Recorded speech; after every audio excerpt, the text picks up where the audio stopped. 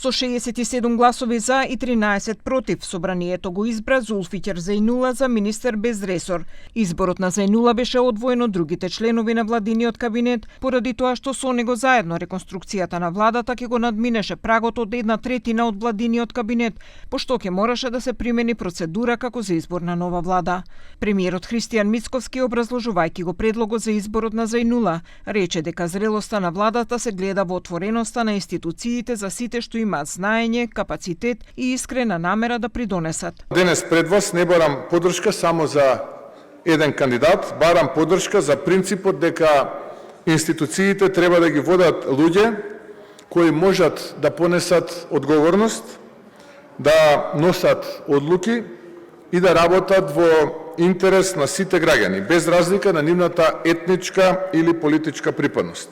Опозицијата, која не го поддржа предлогот, со остри критики за именувањето на Зејнула за министер без ресор. Скендер Реджепи рече дека се работи за министерства за бурек и ајран. Komuniteti turk është që i shkelur plot 2 vite e gjysëm në këtë shtet.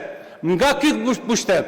Dhe sot në kohën kur duhet komuniteti turk të faktorizohet, arrin ta merr një ministri pa resor. E dini çfarë thonë kësaj?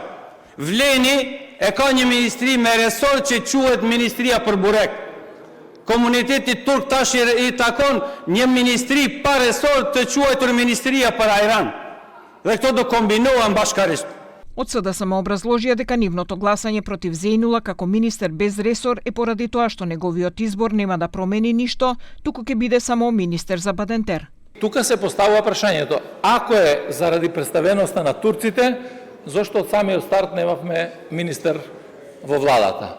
А ако е министер за Бадентер, тогаш мора да го прифатиме и тоа, дека ова е министер за Бадентер, а не за представеност на турците. Новиот министер без ресор Зулфикер Зејнула е председател на Демократската партија на турците, која неодамна премина во коалиција со владеачката ВМРО-ДПМН откако претходно го напушти Европскиот фронт. Со ова и пратеникот од редовите на Демократската партија на турците Бејџан Илјас се приклучи на редовите на владеачкото мнозинство, со што бројот на пратениците на мнозинството се зголеми за уште еден пратеник.